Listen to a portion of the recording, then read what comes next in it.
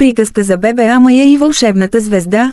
В едно далечно царство, където небето блестеше с милиони звезди, се родило едно мъничко бебе на име Амая.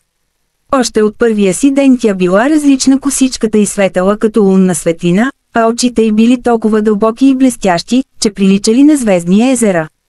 Хората в селото я наричали «детето на небето». Амая растяла любопитна и винаги се заглеждала към небето. Една нощ, когато всички спели, тя погледнала през прозореца и видяла как една ярка звезда паднала от небето и кацнала точно в градината им.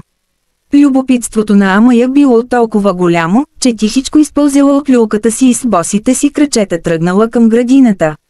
В тревата блестяла вълшебна звезда, малка и златиста, с очи като огънчета. «Здравей, Амая», проговорила звездата с топъл и нежен глас. «Здравей, кой си ти?» попитало момичето. «Аз съм Звездичко, пратеник на небето. Видях, че сърцето ти е чисто и смело, и затова съм тук да ти разкажа една тайна». Амая се усмихнала широко и седнала до звездата. «Каква тайна? Всеки човек има своя звезда на небето», продължил Звездичко. «Тя го пази, води го и му сбъдва най-големите мечти.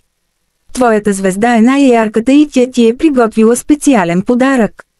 Звездичко размахал малките си лъчисти ръчички и от небето паднало малко медалюнче с формата на луна.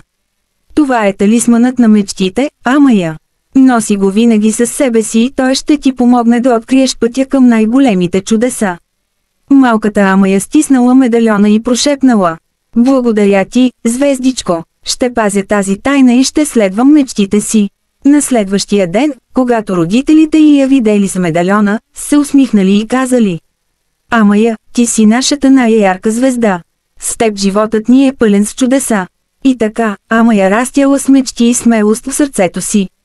Тя знаела, че звездите на небето винаги ще я водят и ще й помагат да сбъдва желанията си.